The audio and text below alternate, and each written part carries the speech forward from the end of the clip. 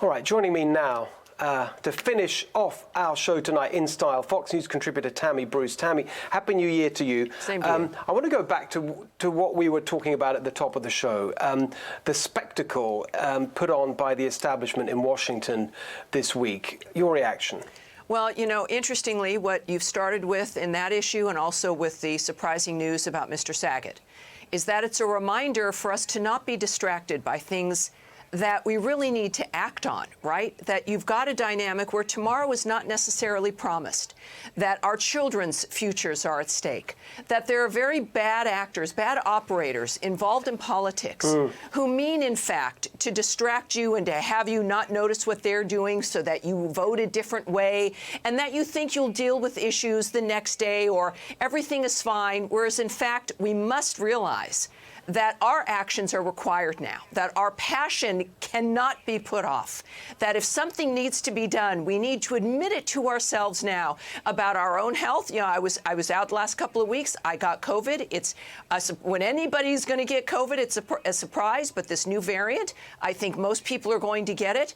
And, you know, it makes you realize that, in fact, things are going to happen that you can't control, but the things that you can, you must act on, like who's representing you in government, the nature of whether or not your voice is heard, and that you should care whether or not it's heard, that we might not get second chances, and that this reminds us that our passion matters and that we have to act on it. So you look, Washington thinks that we're sheep.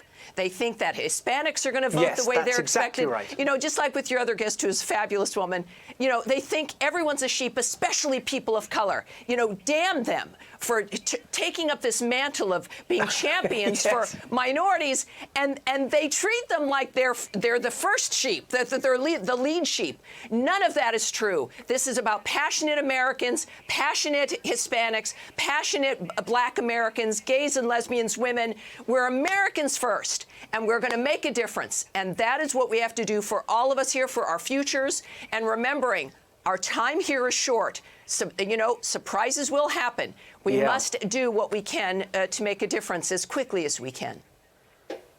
That is so exactly right. And, you know, you've got, and the other thing it reminds me of is actually, it does all tie together because you've got the Democrats completely in this sort of patronizing manner, assuming that any kind of person of color is going to support them. Exactly. And then the New York Times being surprised when their Democrat focus group, who they assumed would be trotting out their kind of, you know, propaganda about the insurrection, whatever, actually turned around and said, you know what, Americans are angry. They're angry about being lied to, and they're angry with the system.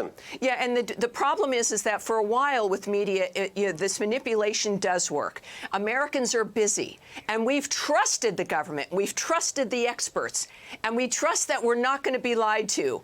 But when we do find out that trust has been misplaced, we get angry. And Americans get angry quietly. We are going to have another riot that has never been seen before in this country at the ballot box in November.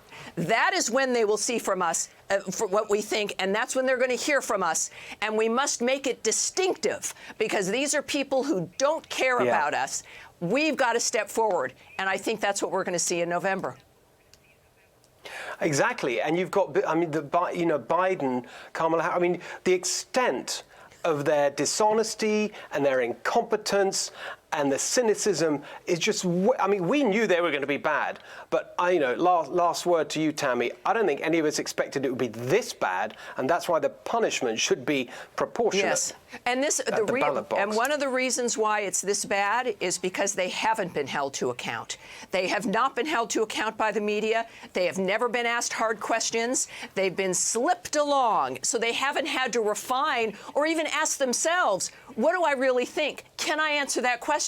What will this lead to? What will happen to this party, to our agenda, if we, in fact, treat people like they're garbage? Well, they're going to find out. And they thought it didn't matter. Well, you know what? The sheep are going to strike back. We're going to strike back.